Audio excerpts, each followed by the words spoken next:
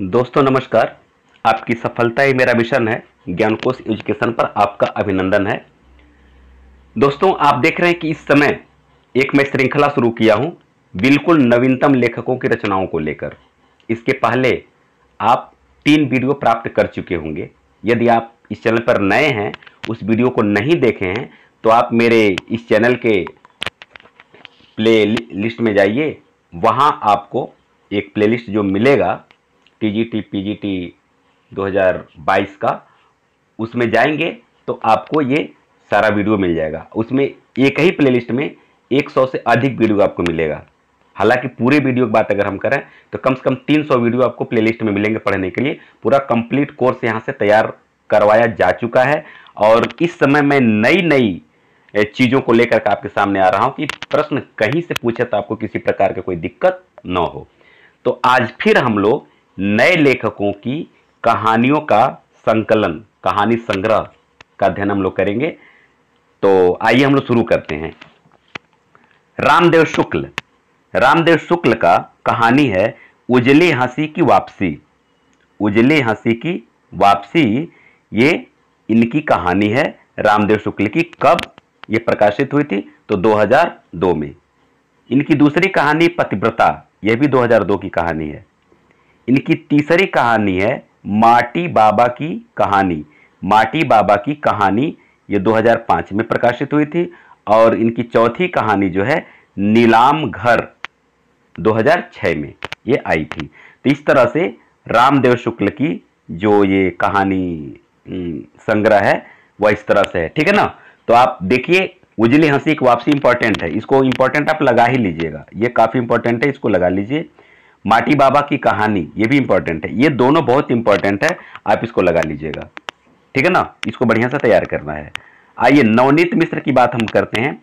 नवनीत मिश्र की जो कहानी है मरिया और जख्म, इनकी कहानी है जो कब प्रकाशित हुई थी?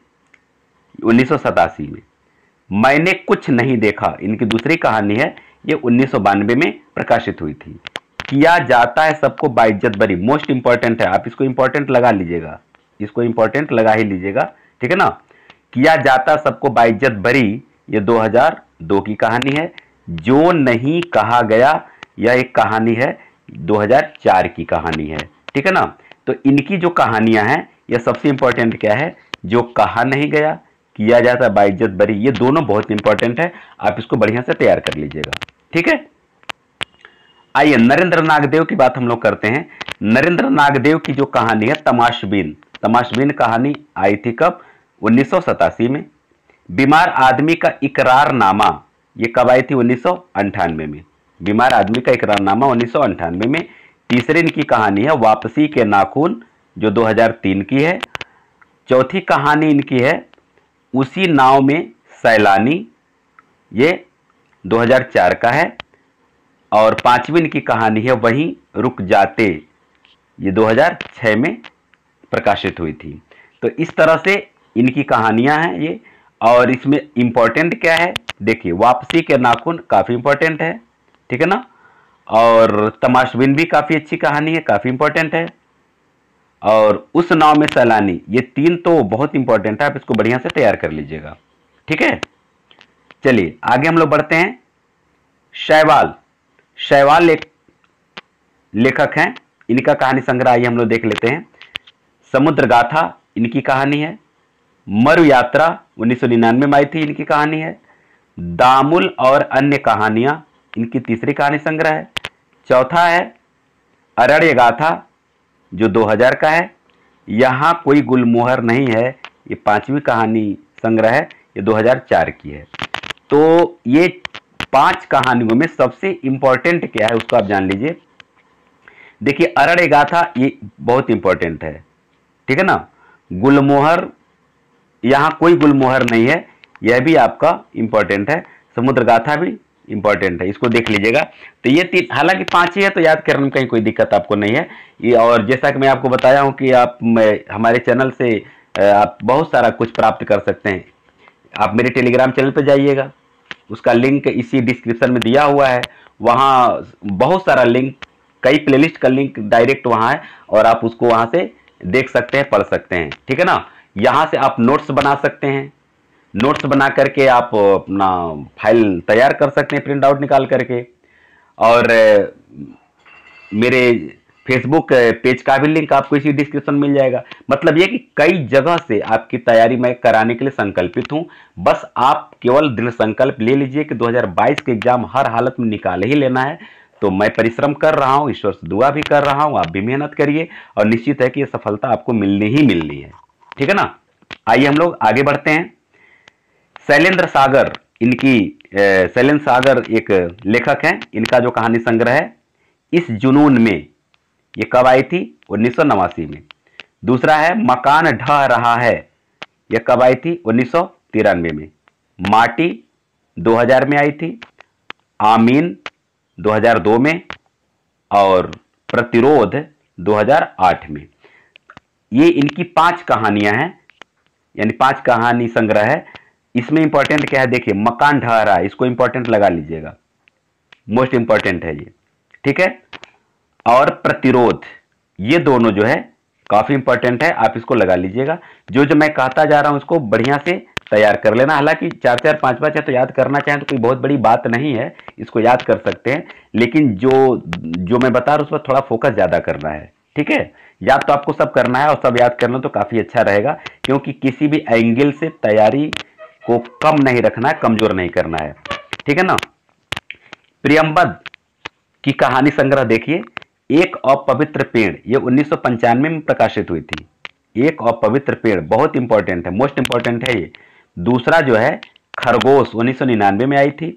और तीसरा फाल्गुन की एक उपकथा 2003 में आई थी। तो फाल्गुन की एक उपकथा, एक अपवित्र पेड़ और खरगोश, ये 3 कहानी संग्रह जो है ये बहुत इंपॉर्टेंट है, आप इसको बढ़िया से तैयार कर लीजिएगा। अखिलेश का जो कहानी संग्रह है आदमी नहीं टूटता, पहला क्या है? आदमी नहीं टूटता। दूसरा क्या है? मुक्ति। तीसरा क्या है? शापग्रस्त। और चौथा क्या है? अंधेरा। मुक्ति कब प्रकाशित हुआ था? तो देखिए, मुक्ति 1989 में। शापग्रस्त कब प्रकाशित हुआ था? 1997 में। और अंधेरा कब प्रकाशित हुआ था? 2006 में। तो ये 4 कहानी संग्रह अखिलेश जी का है, तो इनको भी आप बढ़िया से तैयार कर लीजिए। ठीक है। सृंजय इनका अक्सर पूछा जाता है। इसके पहले टीजीटी में किस साल में पूछा गया था हमें याद तो नहीं है, लेकिन ये पूछा गया था। कामरेड की कोट जो है इसके पहले टीजीटी में पूछा जा चुका है। ठीक है ना। ये 1993 की कहानी है। और नगा इनका एक कहानी है जो 2001 की है। तो ये 2 ही है, लेकिन काफी इंपॉर्टेंट है सृंजय की। ठीक है ना। तो इसको बढ़िया से आप तैयार करिएगा। दोस्तों, अगर ये लग रहा है कि आपको कुछ मैं नया दे पा रहा हूं और आपके लिए मैं कुछ मेहनत कर रहा हूं, तो कुछ मैं ज्यादा आपसे डिमांड नहीं कर रहा हूं, केवल आप इसको लाइक कर दीजिए, इस वीडियो को लाइक करिए। और ये लगता है कि ये ज्ञान आप अपने मित्रों तक पहुंचा सकते हैं, माने सर्वजन हिताय की बात अगर है तो आप उनके तक शेयर कीजिए, अधिक से अधिक शेयर कीजिए, अधिक से अधिक लाइक कीजिए। और हाँ, अगर आप मेरे चैनल पर नए हैं तो आप और कंटिन्यू तैयारी करना चाहते हैं, टीजीटी, पीजीटी, नेट, जेआरएफ या फिर जूनियर एडेड या फिर टेट का भी एक प्लेलिस्ट यहाँ मैं डाला हुआ हूँ। तो मैंने हिंदी से संबंधित किसी भी तरह की तैयारी अगर आप करना चाहते हैं तो आप इस चैनल को सब्सक्राइब कर सकते हैं। और यहाँ से आपको कंटिन्यू वीडियो मिलेगा और बहुत सारे वीडियो आपको प्लेलिस्ट में भी वहाँ अपलोड है, आप उसको देख सकते हैं। क्योंकि मैं आपको बताऊं कि फ्री में इतना ज़्यादा वीडियो आपको शायद ही किसी चैनल से मिलेगा। 300 से ज़्यादा वीडियो है टीजीटी पीजीटी के लिए। मैं समझता हूं कि लगभग कंप्लीट कोर्स टीजीटी पीजीटी का आपको मिल जाएगा, चाहे काव्य शास्त्र की बात हो, हिंदी साहित्य के इतिहास की बात हो, हिंदी गद्य की विधाओं की बात हो, नवीनतम लेखकों की बात हो, चाहे जिस किसी हर एक एंगल का वीडियो आपको वहां मिलेगा। और बहुत सारे वीडियो को बहुत ज़्यादा लोग पसंद भी किए हैं और काफ़ी लोग उसको मतलब बहुत ज़्यादा व्यूज भी आया हुआ है। तो आप जाएं एक बार प्लेलिस्ट में, वहां कई फोल्डर में बहुत सारे वीडियोज मिलेंगे आपको। अगर जूनियर एडिट का 2 प्लेलिस्ट में बनाया हुआ हूं, दोनों मिलाकर काफ़ी वीडियो उसमें है, या मत समझिए केवल जूनियर एडिट का है, उसको भी आप जरूर देखिएगा, क्योंकि उसमें बहुत सारे प्रैक्टिस सेट हैं, बहुत सारा लेक्चर वीडियो है। कोई जरूर नहीं कि उसी के लिए केवल स्पेशल जूनियर एडिट के लिए ही है, उससे टीजीटी पीजीटी में प्रश्न आने की संभावना है। उसमें ऐसे ऐसे कुछ वीडियोज हैं जो कि इन सब परीक्षाओं में आते हैं, तो उसको भी आप देखिए। तो इस तरह से मतलब कुछ करना नहीं आपको, केवल प्लेलिस्ट को जाइए, खंगालिए और एकदम धुआंधार देखिए, आनंद से पढ़िए, कोई दिक्कत नहीं है। आइए ज्ञान प्रकाश की बात हम करते हैं। तो ज्ञान प्रकाश की जो पहली कहानी संग्रह है वह है अलग अलग दिशाएं, अलग अलग दिशाएं। दूसरा क्या है, जो सब चला गया। तीसरा क्या है, शहर गवाह है। चौथा, पिताजी चुप रहते हैं। पांचवा, उसकी जमीन। और छठवां, शिकारगाह, जो 2003 में आई थी। अब इसमें देखिए ज्ञान प्रकाश विवेक बहुत इंपॉर्टेंट लग रहे हैं, क्योंकि इसके पहले 2021 में जिन लेखकों की रचनाओं को उठाया गया था, उनके मतलब उनकी रचनाओं को उठाया गया था, ये बिल्कुल नवीनतम लेखक, शायद बहुत सारे लोग तो उनको नाम भी नहीं जानते होंगे, ऐसे लेखकों का उठाया गया था। तो यहाँ भी देखिए कुछ बहुत जरूरी है। जो सब चला गया काफी इंपॉर्टेंट लग रहा है।